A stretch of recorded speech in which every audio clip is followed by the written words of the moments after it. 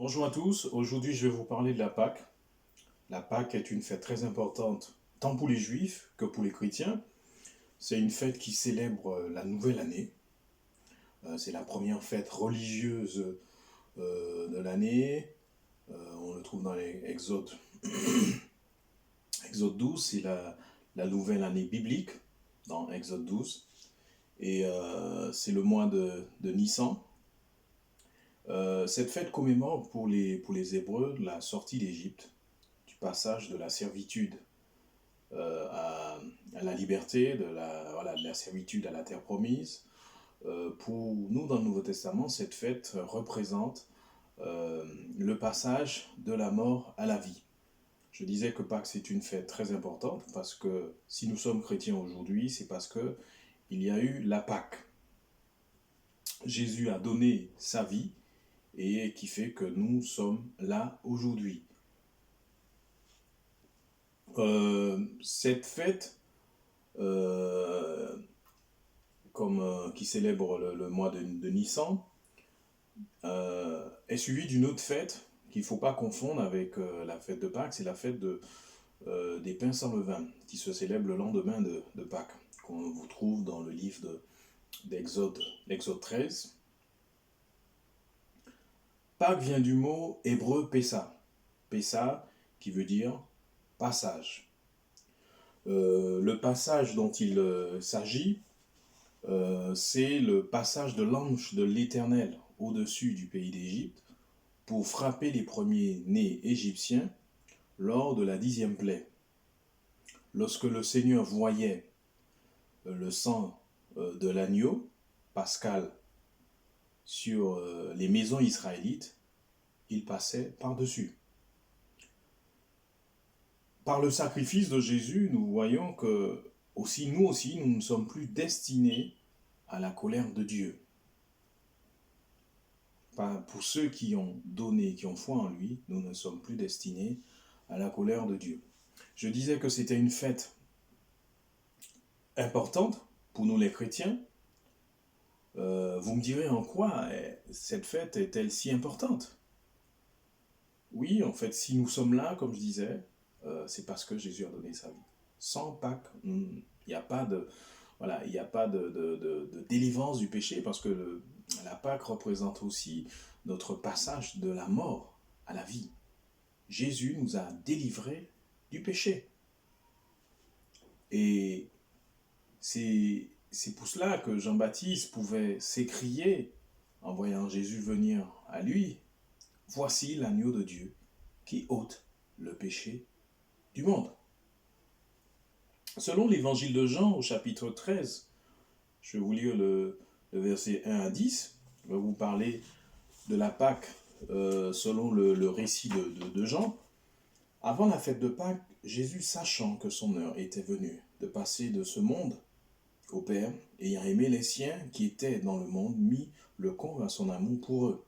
Pendant le souper, lorsque le diable avait déjà inspiré au cœur de Judas Iscariote, fils de Simon, le dessein de le livrer, Jésus, qui savait que le Père avait remis toutes choses entre ses mains, et qu'il était venu de Dieu, et qu'il s'en allait à Dieu, se leva de table, ôta ses vêtements, prit un linge dont il se ceignit, ensuite il versa de l'eau dans un bassin, et il se mit à laver les pieds de ses disciples, et à les essuyer avec un linge dont il était saint.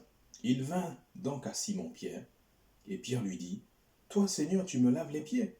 Jésus lui répondit, « Ce que je fais, tu ne le comprends pas maintenant, mais tu le comprendras bientôt. » Simon-Pierre lui dit, « Seigneur, non seulement les pieds... Pierre lui dit, « Non, jamais tu ne me laveras les pieds. » Jésus lui répondit, « Si je te lave les pieds,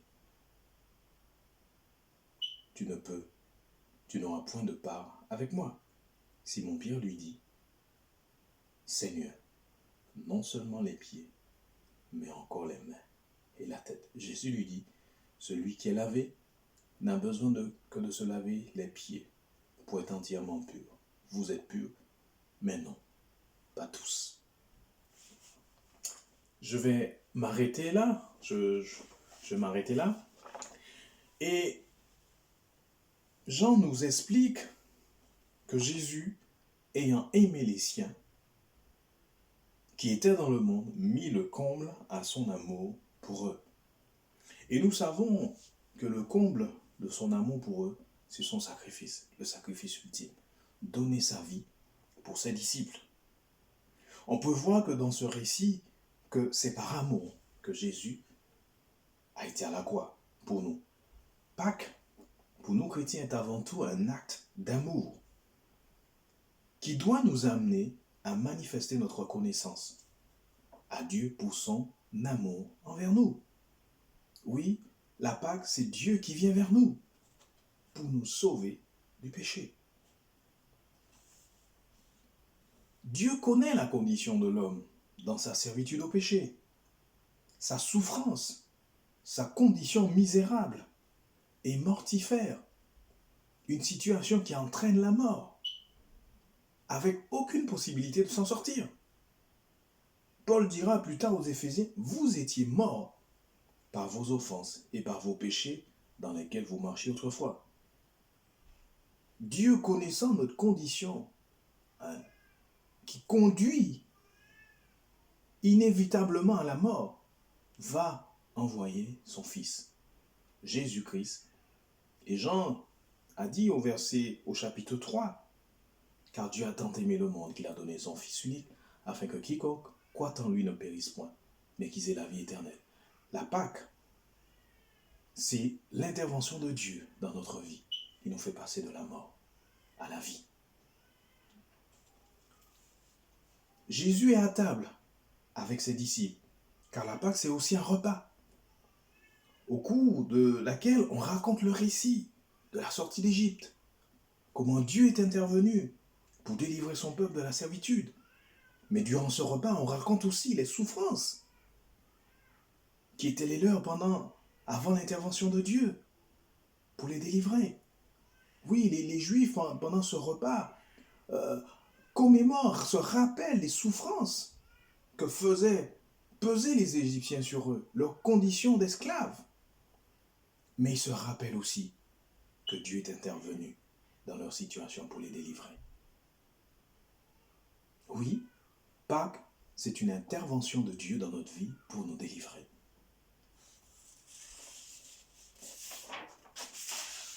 Durant cette fête, on commémore l'intervention de Dieu.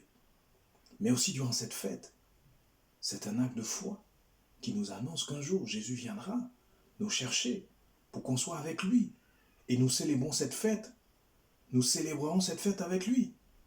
La scène est une Pâque simplifiée, est un symbole fort, jusqu'à ce qu'il vienne. Faites ceci en mémoire de moi. Oui, c'est pendant quand nous célébrons la scène le dimanche, ou tous les 15 jours dans nos assemblées, nous nous rappelons qu'un jour, Jésus est venu. Il a été à la croix par amour pour nous, mais qu'un jour, il reviendra nous chercher. Jésus se lève de table au verset 4 pour laver les pieds. Et auparavant, on nous dit Jésus savait que le Père avait remis toutes choses entre ses mains. Il était venu de Dieu, il s'en allait à Dieu. Bien que le diable avait déjà inspiré Judas, le plan de Dieu n'a pas dévié d'un iota. Le diable fait des choses, mais Dieu est au-dessus de tout. Dieu contrôle toutes choses. Jésus n'a pas dévié d'un iota, malgré l'action du diable dans le cœur de Judas. Mais l'œuvre de Dieu devait continuer. Oui, le diable agit. Le diable agit, l'ennemi de nos âmes fait des choses. Mais l'œuvre de Dieu doit continuer. Jésus n'est pas déstabilisé par le diable, car il contrôle toutes choses. Nous devons avoir foi en Jésus, car il tient toutes choses dans ses mains. Nos vies sont entre ses mains. Jésus se leva de table. Je reviens dessus pour laver les pieds. Qu'est-ce que cela veut dire? Normalement, avant le repas de Pâques, les Juifs prennent un bain rituel. Ils se lavent un bain de purification pour ce repas, ce grand jour. Mais généralement, avant de passer à table, ils se lavent les pieds. Juste avant de passer à table. Mais là, il se lève pendant que le repas est déjà entamé. Qu'est-ce que cela veut dire?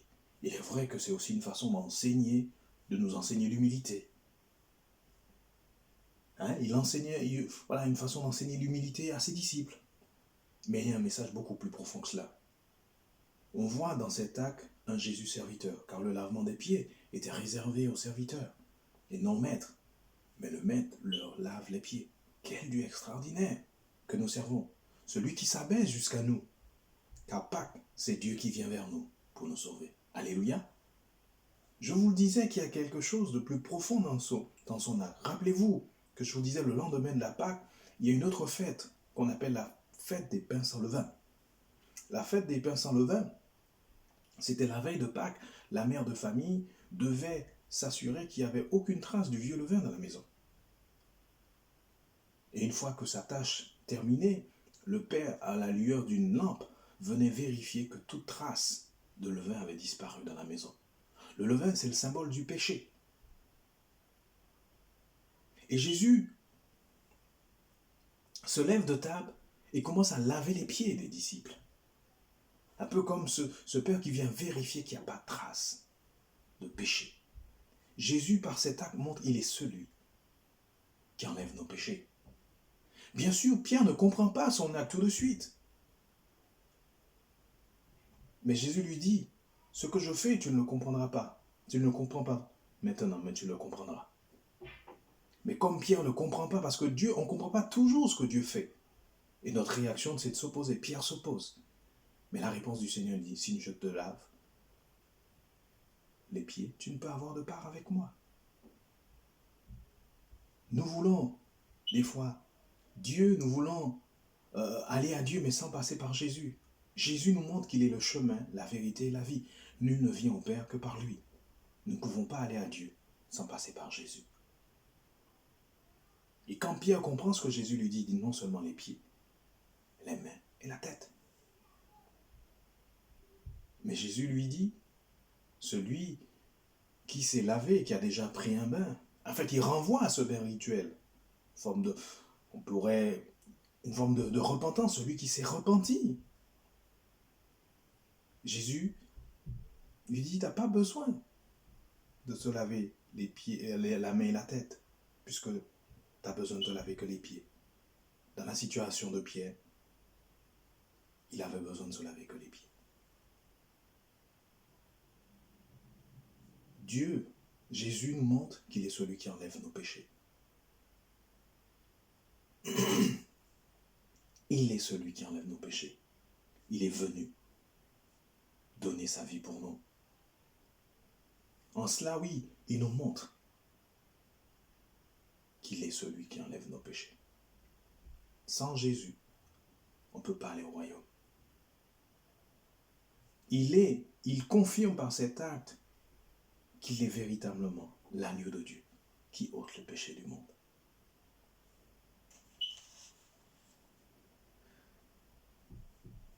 La Pâque, on voit que c'est un acte d'amour de Dieu envers nous, qui ouvre nos péchés. Et la Pâque, quand nous célébrons la Pâque, nous célébrons aussi la résurrection. Nous ne pouvons pas parler de Pâques sans parler de résurrection. Au chapitre 24 de l'évangile de Luc, il dit, le lendemain, au premier jour de la semaine, elle se rendit au sépulcre de grand matin, portant les aromates qu'elles avaient préparés. Elles trouvèrent que la pierre avait été roulée devant le sépulcre. La bonne nouvelle, la pierre a été roulée. Étant entrées, elles ne trouvèrent pas le corps du Seigneur. Comme elles ne savaient que penser de cela, voici deux hommes apparus en habit resplendissant. Saisis de frayeur, elles baissèrent le visage contre terre, mais ils leur dirent, pourquoi cherchez-vous parmi les morts celui qui est vivant? Oui, pourquoi cherchez-vous parmi les morts celui qui est vivant? Jésus est vivant. Il n'est point ici, il est ressuscité. Souvenez-vous de quelle manière il vous a parlé lorsqu'il était encore en Galilée. Il est vivant. La Pâque, c'est aussi la résurrection du Seigneur. La mort n'a pas pu le retenir. Jésus a vaincu la mort. La Pâque, c'est la mort, la crucifixion par amour.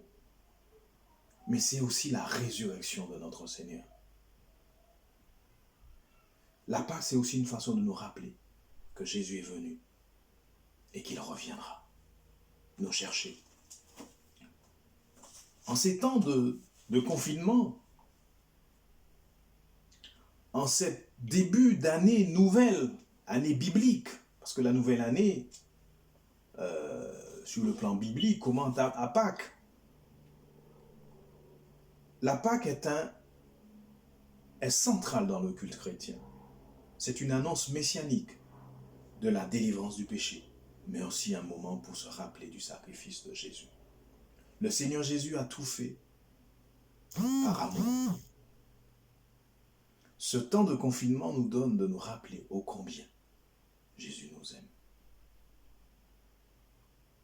Mais comme je disais, en cette début de nouvelle année,